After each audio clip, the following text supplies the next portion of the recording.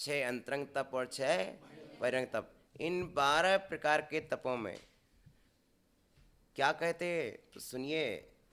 12 प्रकार के तपों में कुशल दृष्टा गणधर स्वामी आदि कहते हैं कि सज्जाय समम तपो, स्वाध्याय के समान तप न भी अथी न है, न भी हो हिदी न होगा, न था न है न होगा। स्वाध्याय के समान कोई दूसरा तप नहीं है। 12 प्रकार के तपों में स्वाध्याय के समान नवी अथी, सज्जाय समम तो कुंभम नवी अथी न भी हो हिदी, न है न होगा। स्वाध्याय सर्वश्रेष्ठ तप है, ठीक है ना। न है न होगा, ठीक है ना। स्वाध्याय की महिमा देखिए। जहाँ भगवान जिनसेन स्वामी कहते हैं कि स्वाध्याय परमम तपा, तो जिनसेन स्वामी ने कहा, उसके पहले हमारे भगवती आराधनाकार शिवकोटि स्वामी कह चुके थे। और शिवकोटि स्वामी भगवती आराधना की 106 नंबर की गाथा में कह चुके हैं, बारस बिहम्मी तवे सभ्यंतर बाहरे कुशल दिट्ठे नवी अत्थी नवी होई थी सज्जा समुतव कुम्मम। बस इस गाथा को संस्कृत अनुदूत करते हुए आचार्य जिनसेन स्वामी लिखते हैं, क्या लिखते हैं,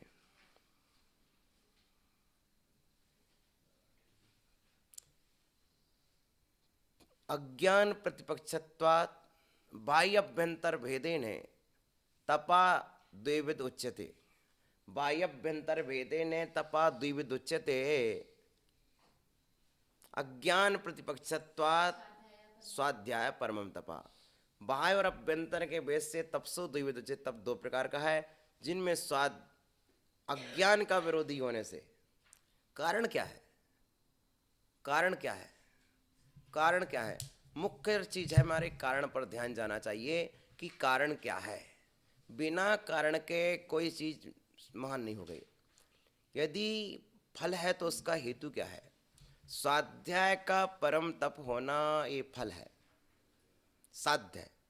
तो साध्य का साधन क्या है, तो साध्य का साधन है अज्ञान का प्रतिपक्षत्वात्, तो अज्ञान का प्रतिपक्षी होना। स्वाध्याय परम तप है। स्वाध्याय का परम तप होना कार्य है। तो कार्य क्यों हुआ, क्योंकि अज्ञान का विरोधी होने से। साधन क्या हुआ, अज्ञान का विरोधी होने से। बारस भ्यम्मी तवे सब्बंतर बाहरे कुशल दिट्ठे, कुशल दृष्टा पुण्य को देखने वाले। कुशल कहो पुण्य कहो, कुशल यानी पुण्य, कुशला कुशलम कर्म, तो ये कुशल कर्म है। स्वाध्याय कर्म कौन सा कर्म है, कुशल कर्म है, तप कर्म है। और कुशल दृष्टा जो कुशलता को देखने वाले हैं, वाह क्या सुंदर बात है। कुशल दृष्टा जो हमेशा कुशलता को देखने वाले हैं, ठीक है ना। आपके शुभ को देखने वाले हैं, आपके मंगल को देखने वाले हैं, आपको क्षेम को देखने वाले हैं, आपके क्षेम को चाहने वाले हैं, आपका भला चाहने वाले हैं, आपका भला सोचने वाले हैं, आपके भले के लिए उपदेश देने वाले हैं। ऐसे हमेशा आपकी भलाई सोचने वाले, भला उपदेश देने वाले, आपके भले में रहने वाले, आपके हितचिंतक, हितचिंतक, हितचिंतक,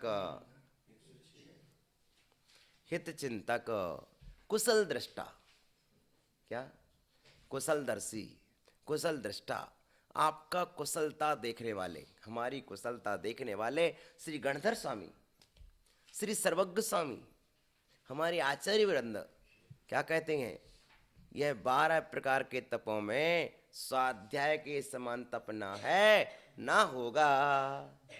स्वाध्याय के समान तप न है ना होगा। ये बात अच्छी कहते हैं। इस रहस्य को हमें अच्छी तरह से जान लेना चाहिए। इस तरह से और क्या कहते सुनिए। 12 प्रकार के तप में साह अभ्यंतर बाह्याभ्याम वर्तते। 6 अभ्यंतर के 6 बाह्य के। साभ्यंतर बाह्यम व तपो मुक्त्वा किम अन्य तपो। क्या अभ्यंतर बाह्य तपो को छोड़कर कोई अन्य तप होता है जो आप ऐसे बता रहे हो? भाई अभ्यंतर तप और बहिर्तर तप को छोड़कर कोई और तप होते हैं क्या? तपा सामान्यम विशेषै सह वर्तते। जो तप है सामान्य जो होता है वह विशेषों के साथ प्रवृत्ति करता है। कोई भी सामान्य हो अपने साथ विशेष को लेकर चलता है। सामान्य के बिना विशेष नहीं होता और विशेष के बिना सामान्य नहीं होता। सामान्य विशेष से युक्त होता है और विशेष सामान्य से युक्त होता है। सामान्य विशेष से युक्त होता है और विशेष सामान्य से युक्त होता है।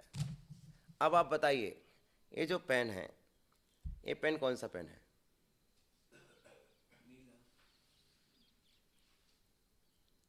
समझ लेना, ये पेन कौन सा है? कौन से कलर का है? जब स्याही की दृष्टि से देखेंगे तो नीली स्याही इसमें है। स्याही की दृष्टि से देखा तो इसमें स्याही नीली है, यह जब चलेगा तो नीला कलर देगा, लेकिन ऊपर से कवर की दृष्टि से देखें तो यह मैरून कलर है। तो इस तरह से हम देखते हैं कि सामान्य और विशेष दोनों रहते हैं हर चीज में। तपा सामान्यम विषय सह वर्तते। सामान्य अपने विशेषों के साथ रहता है। आचार्य श्री आ गए तो आचार्य श्री सामान्य हो गए, शिष्यगण विशेष हो गए। क्या हो गए? हाँ, तो आचार्य श्री आ गए मतलब आचार्य श्री शब्द सामान्य हो गया और सामान्य क्या होगा? अपने विशेषों के साथ रहेगा, तो ये सब विशेष हो गए, शिष्यगण विशेष हो गए। ठीक है ना? सामान्य विशेष, और सामान्य को ये भी कहते हैं द्रव्य और पर्याय, ये भी कथन आता है। ठीक है ना? तो दोनों चीजें आती हैं। जब द्रव्यान युग में पढ़ेंगे तो यहाँ पर क्या हो जाएगा? द्रव्य और पर्याय। और जब सामान्य में करेंगे तो अध्ययन में करेंगे तो साधारण विशेष। ठीक है ना? अच आद्यंतत्वात् अव्रतत्वाच्च। अभ्यंतर शब्द से पूर्व निपातु अल्प स्वरादपि बाह्य शब्दात। अब प्रश्न आता है यहाँ पर, बहुत अच्छा प्रश्न लिया है इन्होंने कि अच आद्यंत। अच, अच ये क्या है माता जी? कौन बताएगा? अचाह स्वरे। अचाह स्वरे, जो 16 स्वर हैं उन स्वरों में अच का प्रयोग होता है। अच कहने से 16 स्वर ग्रहण किए जाते हैं। अच, अच बोल दिया तो 16 स्वर। ठीक है ना? ठीक है ना? इस तरह से अच आद्यंतत्वात् अव्रतत्वाच्च, स्वर आदि में होने से और पूज्य होने से अभ्यंतर शब्द से पूर्व निपात हो। अभ्यंतर शब्द का पूर्व निपात होगा। और अल्प स्वरादपि बाह्य शब्दात, और अल्प स्वर होने पर भी बाह्य शब्द से। बहुत अच्छा कहा। सामान्य तब विशेषों के साथ रहता, यह कहने का अभिप्राय है। यद्यपि बाह्य शब्द में अल्प स्वर हैं, बाह्य शब्द में, बाह्य शब्दात अभी बाह्य शब्द में अल्प स्वर है, कम स्वर है। बाह्य शब्द 3 अक्षर का है और अभ्यंतर शब्द अनेक अक्षर का है, ज़्यादा का अक्षर का है। तो बाह्य में कम स्वर आते हैं और अभ्यंतर में ज़्यादा आते हैं। ठीक है ना? फिर भी अभ्यंतर शब्द में अच होने से, क्या होने से? स्वर होने से। वाह। बाह्य शब्द में अल्प स्वर हैं, फिर भी अभ्यंतर शब्द के आदि में अच होने से। वाह। अभ्यंतर शब्द में आदि में अच, अभ्यंतर आ स्वर में आ गया, शुरू में आ गया, स्वर पहले आ गया, तो स्वर होने पूज्य होने से। तथा अभ्यंतर शब्द को प्रथम स्थान दिया है अच होने से तथा पूज्य होने से। समझ रहे ना? अभ्यंतर तब पूज्य, क्योंकि बाह्य तब साधन है, अभ्यंतर तब साध्य है। अभ्यंतर की महिमा ज़्यादा है, बहिरंग साधन है, अंतरंग साध्य होता है। ठीक है ना? जब निर्जराव मोक्ष की बात आएगी तो अभ्यंतर तप से होगी। अभ्यंतर तप के बिना बाह्य शब्द की महिमा नहीं होती है। तो अंतरंग तप की महिमा अधिक है, बहिरंग तप की महिमा कम है। तो अभ्यंतर को पहले लिखा, बहिरंग को बाद में लिखा। ठीक है महाराज श्री? अभ्यंतर तप को पहले लिखा, बहिरंग तप को बाद में लिखा। जब हमारे पर्युषण पर्व आते हैं तो पर्युषण पर्व के मध्य में श्रावक लोग क्या कहते हैं? बाह्य तप को ज़्यादा महत्व देते हैं और अभ्यंतर तप को भूल जाते हैं। लेकिन अब क्या कब हमारे साधुगण सोचते हैं अरे वो तो 10 उपवास कर लिए, हम तो कुछ ही नहीं कर पाए। लेकिन यहाँ विचारो कि अभ्यंतर तब ज़्यादा महत्वपूर्ण है, पूज्य है, और बहिरंग तब कम पूज्य है। आप जो प्रतिदिन स्वाध्याय कर रहे हैं, ये स्वाध्याय ये समझ के 4 टाइम का स्वाध्याय 4 उपवास के बराबर तो हो गया। रश्री 4 टाइम का जो स्वाध्याय आपने कर लिया तो 4 उपवास के बराबर तो रोज साधना कर रहे हैं आप। समझे साधुओं? इस शिष्यगण को ये समझना चाहिए। अनंत शिष्यगण हैरान हो जाते हैं, श्रावक तो 10 उपवास कर रहा है, हम तो कुछ भी नहीं कर पाते, हम तो कुछ भी नहीं कर पाते। भैया वो बहिरंग तप रहा है और तुम अंतरंग तप रोज तप रहे हो। हैं तुम सुबह से 3 बजे से उठ के जो 4 बजे स्वाध्याय करते हो, ये स्वाध्याय कौन श्रावक करेगा? हैं भदैया श्रावक तो नहीं करेंगे। उपवास करने वाले पूजा करने नहीं आते टाइम से। हो गया तपा, हो गया। तो अभ्यंतर तप पूज्य होने से और स्वर होने से, ठीक है ना, स्वर आदि में होने से अच आदित्व आदंतात, अच आदि अंतत्वात्, अच आदि में होने से और पूज्य होने से, हो गया। स्वर आने से और पूज्य होने से इसको पहले लिए। पूज्य क्यों? क्योंकि अभ्यंतर है। कुशल दिट्ठे संसारा संसार कारणम बंधो। संसार का कारण क्या है? बंध है। संसारा संसार कारणम, बंधो बंध कारणम। संसार और संसार के कारण, बंध और बंध के कारण, मोक्ष तदुपाया, मोक्ष और उसके उपाय। 6 वस्तुएं यहाँ पर, संसार और संसार का कारण, बंध और बंध का कारण, मोक्ष और उसका उपाय, ठीक है। यहाँ पर कारण का, वहाँ उपाय भी कहा, तो कारण और उपाय एक हो गया, ठीक है ना। मार्ग, कारण, उपाय, साधन। इति अत्र वस्तुनि ये कुशला, इनके जानने में जो कुशल हैं, सर्वविदा। कुशल कौन है? तो सर्व ज्ञानी है, सर्वज्ञानी है। तई उपदिष्ट, उनके द्वारा उपदिष्ट, सज्जाय समम स्वाध्यायन समा, स्वाध्याय के समान तृतीय व्यक्ति, स्वाध्याय के समान, क्योंकि स्वाध्याय साधन है इसलिए तृतीय आ गई। स्वाध्यायन सदृशम, स्वाध्याय के समान तपा क्रिया, स्वाध्याय के समान तो कोई दूसरी तपस्या नहीं वास्ती नहीं है। स्वाध्यायन सदृशम तपा क्रिया नहीं वास्ती, ठीक है ना। स्वाध्याय के समान तप क्रिया नहीं है। नवीय नैव भविष्यति, ना होगी, ठीक है ना। स्वाध्याय के समान तप ना है, ठीक है ना। स्वाध्याय के समान तप ना तो है, ना होगा और ना था, ठीक है ना।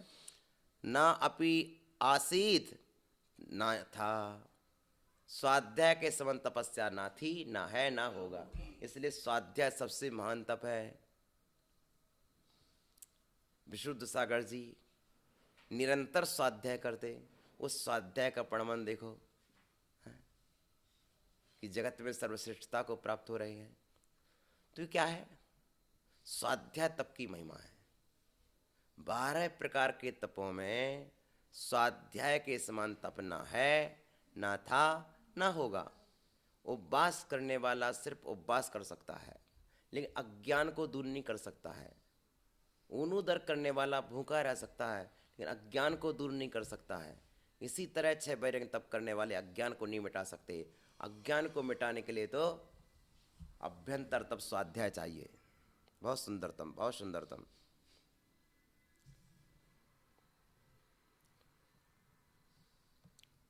भविष्यति स्वाध्याय सदृशस्य अन्यस्य तपसु अभावा कालत्रेपि, आहा हा हा हा, तीनों कालों में भी स्वाध्याय के समय अन्य कोई तप नहीं है। वाह, तीनों कालों में नहीं है महाराज श्री। इस श्रद्धा को कर लेना चाहिए साधुओं को।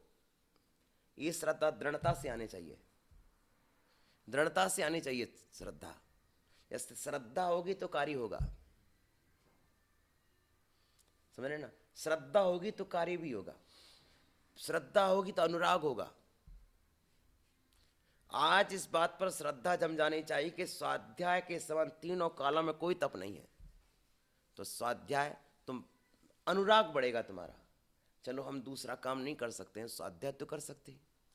ठंडी में बाहर नहीं बैठ सकते, गर्मी में धूप में नहीं बैठ सकते, बरसात में भीग नहीं सकते। स्वाध्याय में तो न ठंडी न गर्मी न बरसात कुछ भी नहीं लग रही ना आपको।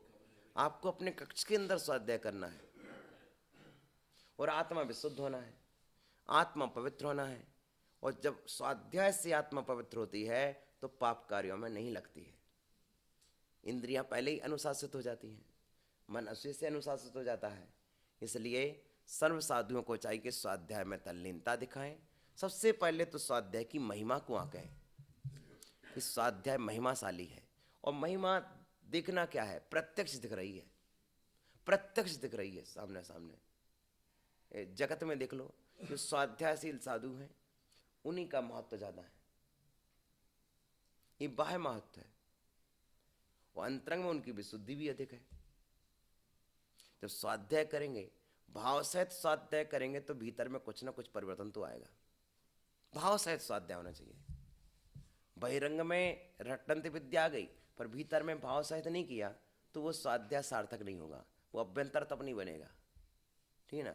क्योंकि रटंत विद्या में कहीं तुम्हारी ख्याति पूजा लाभ तो नहीं दौड़ रही। ठीक है ना? और जब ख्याति पूजा लाभ को छोड़कर आत्महित संपादन के लिए स्वाध्याय होगा तो भाव सहित स्वाध्याय होगा। भाव सहित स्वाध्याय होगा तो भीतर में क्रियान्वित होगा, भीतर में प्रणमन करेगा, अंतरंग की प्रणति को सुधारेगा, भीतर के भावों को सुधारेगा। समझ रहे ना? ये बात है। स्वाध्याय ओपी तपो हंसनादि पी तपा। अरे स्वाध्याय भी तो तप है और उपवास भी तप है। तब तो दोनों है ना। जब भी कोई बात आ गई तो हम जो त्याग दें, हम वो त्याग दें। न तुम्हें जो त्यागने, न तुम्हें वो त्यागने। सबसे पहले तुम्हें अज्ञान त्यागना है। हमें अज्ञान त्यागना है। और अज्ञान का त्याग कैसे होगा? स्वाध्याय से होगा। तो क्या हम अज्ञानी हैं? हाँ। हर व्यक्ति जब तक सर्वज्ञ नहीं हुआ तब तक अज्ञानी है। किसी न किसी क्षेत्र में वह अज्ञानी है, किसी न किसी विषय में अज्ञानी है। हर ज्ञानी अज्ञानी होता है, हर ज्ञानी अज्ञानी होता है। क्योंकि जब तक उसे केवल ज्ञान नहीं हुआ तब तक उसे अज्ञान का उदय है, तो अज्ञानी है। इसलिए हमें जिस विषय का ज्ञान नहीं उस विषय में हम अज्ञानी हैं, ये हमारी स्वीकृति होनी चाहिए। जब स्वीकृति होगी तो क्या होगा?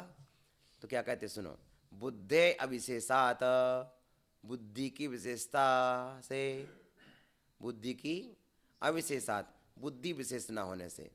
क्या है? कर्म पतन सामर्थ्य से अविशेषात, कर बुद्धि विशेष न होने से कर्म निर्जरा भी विशेष नहीं होती है। क्यों? स्वाध्याय के अभाव में बुद्धि विशेष न होने से कर्म विशेष निर्जरा न को प्राप्त नहीं होते हैं। जितनी अधिक ज्ञान होता है, बुद्धि होती, उतने अधिक कर्म झरते हैं। तो वो आनंद के साथ चलेगा ना, आनंद के साथ झेलेगा ना उस बात को। बोलो, सुनो ना। बुद्धि अविशेषात, बुद्धि में विशेषता न होने से कर्म पतन सामर्थ्य से विशेषात, कर्म पतन के सामर्थ्य की विशेषता नहीं होती है। क्योंकि आपको बुद्धि नहीं है, समता भाव नहीं जागेगा।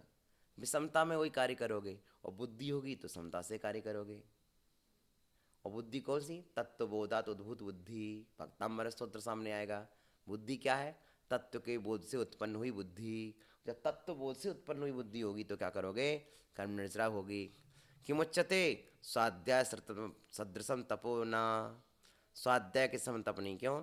कर्म निर्जरा हेतुत्व, वाह, कर्म निर्जरा के हेतु में अतिशय अपेक्षा। सुन रहे?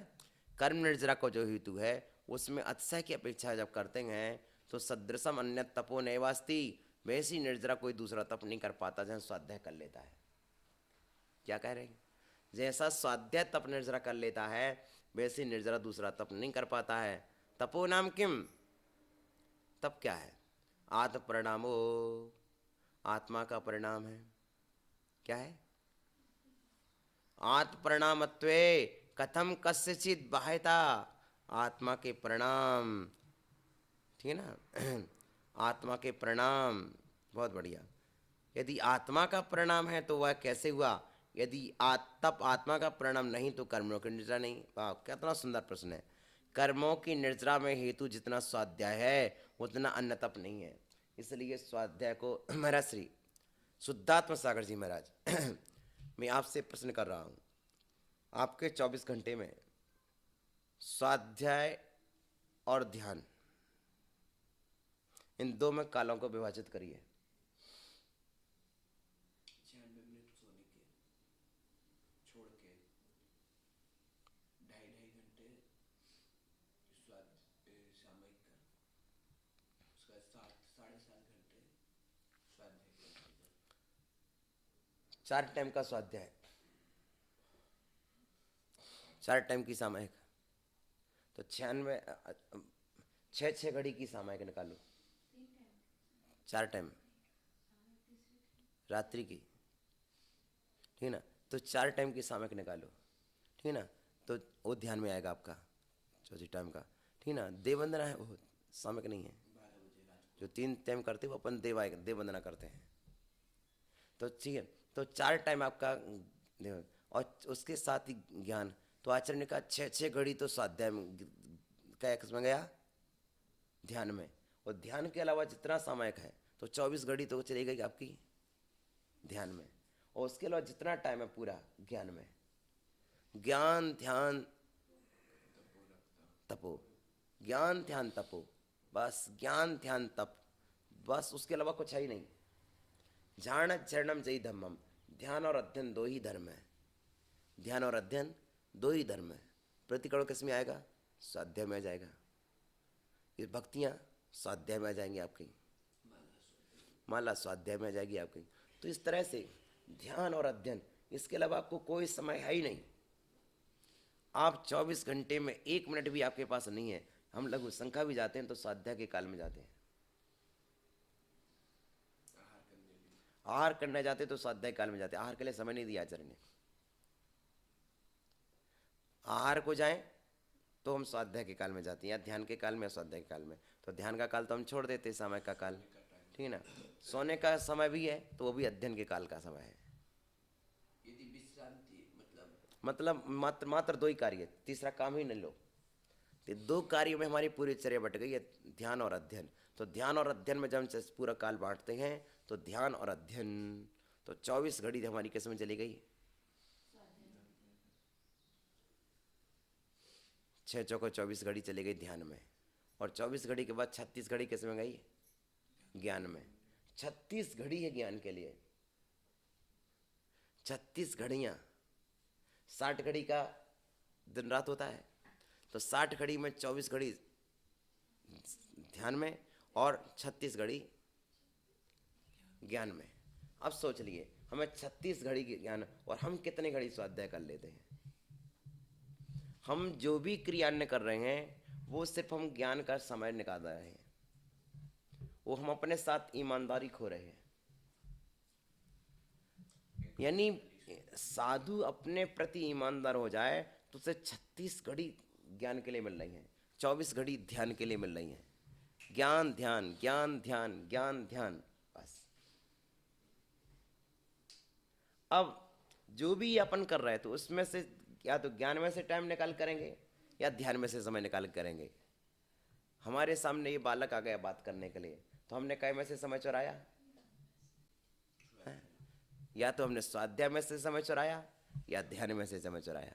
ध्यान और अध्ययन 2 में से कटौती करना पड़ेगी हमको, और कुछ ही नहीं उपाय। जो हम वैयावृत्ति हो रही, वैयावृत्ति के लिए आपको कोई समय नहीं दिया आचार्य ने। वैयावृत्ति आप अपने ध्यान और अध्ययन में से समय कटौती कर रहे हो। आपको अपने कल्याण के कार्य में से कटौती करना पड़ेगी, तब आप बाहर वाले को समय दे पाओगे। आत्महित के कार्य में से कटौती करना पड़ेगी, तब बाहर वाले को समय दे पाओगे। यानी आपको अपना हित छोड़ना पड़ेगा। ये भाव हमें हमेशा रहना चाहिए। इसलिए कभी भी श्रावक के साथ बातचीत करने का कार्य है ही नहीं। क्यों, क्या कहते हैं कि जनसंपर्क से क्या होता है, जनेभ्यो वाक्तत् स्पंदो मनसश्चित्त विभ्रमा भवति तस्मात् संसर्गात् जडैर योगी ततस्य चेत। क्या होता है, ये बहुत प्यारा श्लोक है समाधि तंत्र का। वो समाधि तंत्र के श्लोक में बताया है कि सामान्य जन से बातचीत करने से वचनों का स्पंदन होता है। सबसे पहले तो वचन स्पंदन होता है, वचन योग होता है, ठीक ना। जनेभ्यो वाक तथा स्पंदो, जनेभ्यो सामान्य जन से बातचीत करने से वचनों का स्पंदन होता है। मनसा चित्त ब्रह्म, उससे चित्त ब्रह्म में पड़ जाता है। अब इनका कार्य करें कि नहीं करें, कैसे इनका कार्य हल हो, क्योंकि लोग समस्याएं लेके आते हैं और समस्याएं सुनने से समस्या भीतर बढ़ जाती है। सामना वाला तो सुना दिया, लेकिन जब तक वो हल ना हो जाए तब तक लगता है, क्योंकि कभी अपने अंदर दया आ जाती है, कभी अपने अंदर करुणा आ जाती है, और उस दया करुणा कभी प्रेम जाग जाता है, कभी दया के अधीन होकर के, कभी करुणा के अधीन होकर के, कभी प्रेम के अधीन होकर के, गुणानुराग के अधीन होकर के, यानी किसी ना किसी के अधीन होकर के जब तक उसकी समस्या को अपना हल नहीं कर लेंगे तब तक चित्त अपना ब्रह्म पड़ जाएगा। और कभी ऐसी समस्या होती हैं जिनका अपना हल भी नहीं कर पाते हैं, पर चित्त में तो आ जाती है। जिनका मेरे पास हल है ही नहीं और लोग अपने पास आते हैं, समझे ना। सीरतपुर समाज के लोग हमारे पास आए, महाराज से आप बताओ। मैंने कहा मेरा ये विषय नहीं है, सब्जेक्ट ही मेरा नहीं है, सब्जेक्ट ही मेरा नहीं है। कमेटी कमेटी जाने, समाज समाज जाने, समाज और कमेटी जाने, पर मेरा सब्जेक्ट ही नहीं है। आप निवेदन करो तो आप आएंगे, कमेटी निवेदन कर कमेटी आएंगे, लेकिन मुझे तो इससे प्रयोजन नहीं है, आप अपनी व्यवस्था जाने। मैंने इतना कहकर छोड़ दिया, इतना कहकर छोड़ दिया कि ये व्यवस्था आपकी है, आप स्वयं समझें। मैं हाँ, डोंड गांव वाले आए कि महाराज श्री मूल नायक चेंज हो चुके, क्या करें। मैंने कहा इस विषय में अब मौन हो चुके, बस अब कुछ नहीं करो, संकलेश मत करो। तो तात्पर्य यह है कि कुछ जगह अपन को मौन साधना होता है। यदि आपके पास मौन नहीं तो आप विवादों में उलझ जाएंगे। मौनम सर्वार्थ साधनम, मौन आपकी संपूर्ण साधना को सिद्ध करने वाला है, इसलिए मौनम सर्वार्थ साधनम। स्वाध्याय में जुट जाओ। मैंने महाराज श्री कई बार अनुभव किया है, आप स्वाध्याय करने लग जाओ, जोर से स्वाध्याय करो, चिमियाना स्वाध्याय नहीं करो, आप जोर से स्वाध्याय करो, इतने जोर से स्वाध्याय करो कि 4 कमरा के साधु आ जाए। क्या कहा, तुम देख लो कि आपसे व्यक्ति चर्चा करने आया है और तत्काल नमो अरिहंताणम, नमो सिद्धाणम, नमो आयरियाणम, स्वाध्याय चालू। कोटि शतम द्वादश विकोट्यो। तो क्या छल कर रहा है? छल नहीं कर रहा है, अपनी सुरक्षा कर रहा है। ओ स्वाध्याय आपका सुरक्षा कवच बन जाएगा। कल हमने पढ़ा था गुरु की आज्ञा, रक्षा और शोभा 2 बातें बढ़ाती है। तो गुरु की आज्ञा के स्वाध्याय करो। जब भी विवादित व्यक्ति सामने आ रहे हो, आप अपने स्वाध्याय में लीन हो जाइए।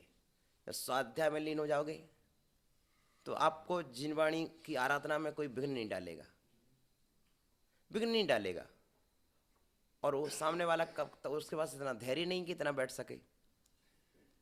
विवादित व्यक्ति के पास इतना धैर्य नहीं हो सकता कि 2 घंटे आपके साथ बैठे, तब वो उठ के चला जाएगा, ठीक है ना। और स्वाध्याय में कुछ ऐसी बात उभर के आ जाएगी जिससे समाधान भी हो जाएगा, तो आपका मन तो कलुषित नहीं होगा। इसलिए बहुत हमेशा ध्यान रखो, क्योंकि ध्यान में तुम उतने नहीं टिक सकते जितने ज्ञान में। मैंने टीकमगढ़ में आचार्य विश्व सर जी महाराज से कहा, महाराज श्री जितना आनंद आपको प्रवचन में आता है, क्या उतना आनंद सामायिक में भी आता है? बोले महाराज श्री प्रवचन में ज़्यादा आनंद आता है। बोले स्वाध्याय में ज़्यादा मन लगता है, स्वाध्याय में ज़्यादा मन लगता है।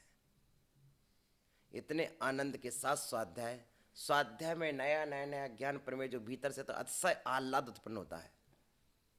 वैसा ध्यान में भी कभी कभी आता है, अभाव नहीं है, लेकिन जो हाँ एकाग्रता बनती है, तल्लीनता बनती है, नया नया प्रमेय आता है।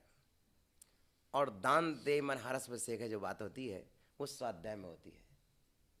स्वाध्याय में दान देते हैं तो एक हर्ष आता है, भीतर से खुशी होती है। ठीक है। तो बात आ गई कि कर्मों की निर्जरा में जितना हेतु स्वाध्याय है उतना अन्य तप नहीं है, इस अपेक्षा से कथन किया है। तप क्या आत्मा का परिणाम है अथवा नहीं? यदि आत्मा का परिणाम तप है तो कैसे हुआ? यदि तप आत्मा का परिणाम नहीं तो निर्जरा कैसे? आत्मा का परिणाम ही तप है। तब आप कहेंगे बाह्य कैसे? समीचीन धर्म लोग मार्ग से जो लोग बाहर हैं वे भी जानते कि न उपवास करो आज। अन्य मिथ्या दृष्टिगण भी जानते हैं कि आज महाराज को उपवास है। बाजार के आदमी जानते हैं कि महाराज आज नहीं निकले तो उपवास हुई है। इसलिए अनशन आदि को बाह्य तप, क्योंकि बाह्य लोग भी उन्हें करते हैं। जो सन्मार्ग को जानते हैं वे अभ्यंतर हैं। ठीक ना? अंतरंग लोग कौन है अपने? जो अपने मोक्ष मार्ग को जानते हैं वे अंतरंग लोग हैं। तो मोक्ष मार्ग को नहीं जानते वे बाह्य लोग हैं। हो जो मोक्ष मार्ग को जानते वे अंतरंग लोग हैं, जो मोक्ष मार्ग को नहीं जानते वे बाह्य लोग हैं। हो आशीर्वाद आ गया। संयम, संयम सबके जीवन में आना चाहिए।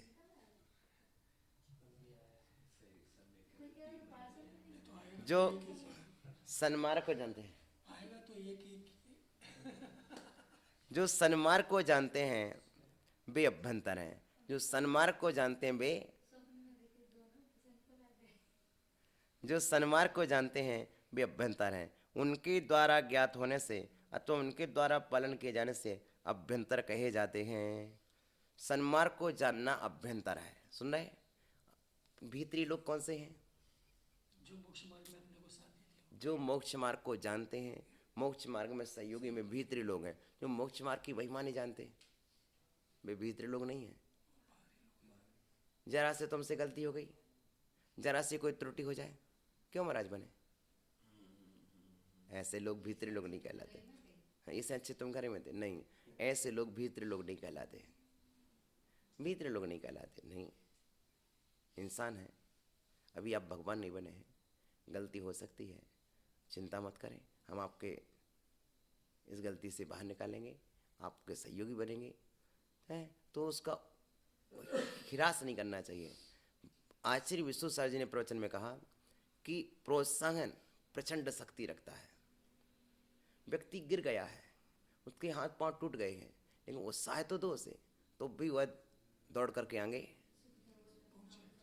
बढ़ जाएगा।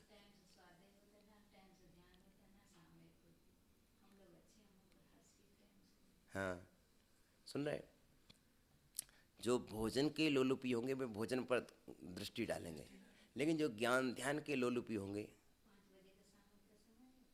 बेटा सुनो, उन्हें देखना चाहिए कि भगवान की वाणी मिल रही ना, तो पर भोजन का विकल्प क्या? गुरु का उपदेश मिल रहा है, जिस समय मिल जाए उसी समय सही है। जिस समय मिल जाए उसी समय सही है। ज्ञान और ध्यान दो ही तो साधु के तप हैं, और क्या तप है? तो अन्य कार्यों में विलंब अविलंब भी हो सकता है, पर ज्ञान ध्यान तो चल रहा ना। इसलिए अब जब तक बैठेंगे तब तक हम बैठेंगे। समोसरण में 4 बार दिव्य ध्वनि करती है, वो ज्ञान का काल है। वो ज्ञान का काल है? हाँ, 24 घंटे में 4 बार दिव्य ध्वनि करती है। और चारों टाइम जो दिव्य ध्वनि करती है वो आपके समझ रहे ना? तो इस तरह से ज्ञान ध्यान में साधु बर्लीन बस ज्ञान से आए, ध्यान में चले गए, ज्ञान से वो दिव्य ध्वनि करी तो ज्ञान में पहुंच गए, दिव्य ध्वनि के अलावा ध्यान में पहुंच गए।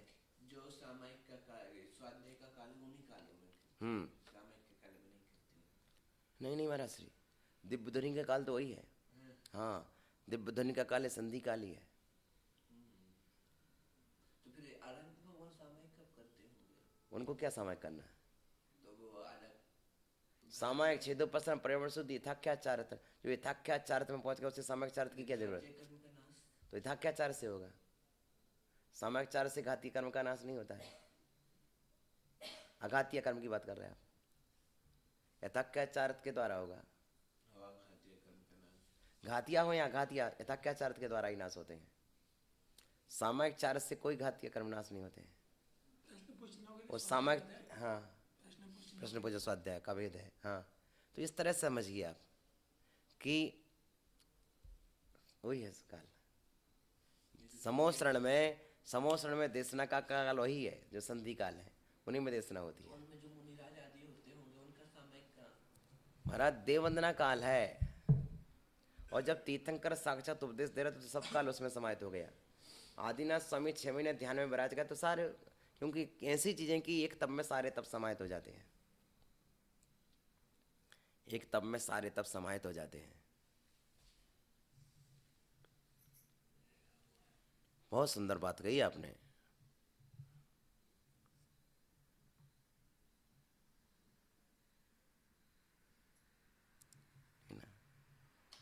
बाह्य तप और अभ्यंतर तप कहेंगे, ऐसा आचार्य का अभिप्राय है।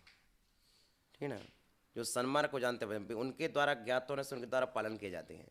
जो मोक्ष मार्ग को जानते हैं वही पालन करेंगे, जो नहीं जानते वे पालन क्या करेंगे। इसलिए जो कहता है केवल कहने मात्र से स्वाध्याय की अन्य तपों से शिक्षा सिद्ध नहीं हो सकती है, उसके प्रति कहते हैं सुनो। जम ऐनानी कमम खबेदि भव सस्य कोडिम तमनाणिम तिंगुत्तो खवेदि उत्सा अंतो मोतेणे। वाह। एक गाथा 107 नंबर की है, और उसमें कहा है जितने कर्मों को अज्ञानी क्या है करोड़ों भवों में क्षय करता है, उतने ही कर्मों को ज्ञानी 3 गुप्ती के बल से, 3 गुप्तियाँ किनको होती मुनिराज को, किनको होती हैं? हाँ, उतने कर्मों को ज्ञानी 3 गुप्ती के बल से अंतर्मूर्त में क्षय कर देते हैं। इसी का अनुवाद दौलत राम जी ने लिखा है। कोटि जन्म तप तपे ज्ञान बिन कर्म झरे जे, ज्ञानी के क्षण माई त्रिगुप्ति ते सहज टरे। वो इस गाथा का अनुवाद है। आपको याद रहे दौलत राम जी को ये गाथा का अनुवाद किया था दौलत राम जी ने, पढ़ा था उससे थोड़ा। ठीक है ना। ये गाथा के अनुवाद इस तरह से अनुवाद करते जाते, और बाद में जब कहीं जहाँ सेट करना होता है वहाँ सेट कर देते हैं। दौलत राम जी ने 107 नंबर गाथा, इसलिए श्लोकों में निशान लगा जा रहे हैं पद्म पुराण के। ठीक है ना। 2, 4, 5 आदि उपवास करने से जितनी भी शुद्धि होती है उससे बहुत गुणी शुद्धि भोजन करते हुए ज्ञानी के होती है। और सुन लो महाराज श्री,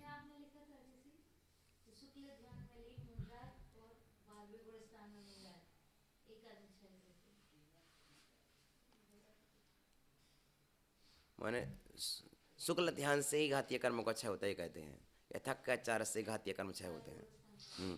तो अब आगे 107 108 गाथा पर आओ कि अज्ञानी जीव जितने कर्मों को करोड़ों भाव में क्षय करता है, ज्ञानी जीव उतने कर्मों को क्षण मात्र में करते हैं। पर ज्ञानी कपड़ा वाला ज्ञानी नहीं, वस्त्रधारी ज्ञानी नहीं लिया, यहाँ पर लिया त्रिगुप्तीधारी। 3 गुप्तियाँ मुनिराज की ही होती हैं, ये बात को ध्यान में रखना। अन्यथा 6 डाला में लिखा है, बस 6 डाला में श्रावक लोग अपने ऊपर लगा लें। समझ रहे ना, समझ रहे ना। अंत आधुनिक जो जीव हैं या अध्यात्म प्रेमी जीव हैं वे ये समझ लेते हैं कि ये बात तो हम जैसे ज्ञानियों के लिए है, लेकिन वस्त्रधारी ज्ञानियों की चर्चा नहीं, वहाँ पर निर्ग्रंथ मुनिराज को ज्ञानी शब्द से कहा है। और आगे क्या कहते हैं सुनो। 6 ओ ज्ञानी, कभी कभी तो श्रावक लोग अपने आप को श्रेष्ठ मानते, हम इतने उपवास कर लेते हैं, हम इतने उपवास कर लेते हैं। तो सुनो, अज्ञानी के 2, 3, 4, 5 आदि उपवास करने से जितनी भी शुद्धि होती है उससे बहुत गुणी शुद्धि भोजन करते हुए ज्ञानी के होती है। हाँ, और जहाँ पर समय सार आदि में सम्यक दृष्टि को भोग करते हुए लिखा, तो वहाँ पर ये भोजन आदि भोग है, ना कि अब्रह्म आदि है, वो तो पाप है। समझ रहे ना, इंद्री के भोग में भोजन आदि भोग है जो उसके लिए जीवन के लिए धर्म का साधन है उसको। तो इस तरह समझना, उससे बहुत गुणी शुद्धि भोजन करते हुए ज्ञानी की होती है। समझ रहे। इसलिए संक्लेशमय भोजन नहीं होना चाहिए, विशुद्धिमय भोजन होना चाहिए। जब विशुद्धिमय भोजन होगा तो निर्जरा होगी। आपका कौन सी समिति पालन करने गए थे आप? एष्टा समिति। आहार को गए हैं तो आप आहार को नहीं गए हैं, एष्टा समिति का पालन करने गए हो। और एष्टा समिति क्या है? 13 प्रकार के चारित्र में एक चारित्र है, आप चारित्र पालन करने गए हैं। तो एष्टा समिति का चारित्र आप किस तरह से पालते हैं इस श्रावक लोग देखते हैं।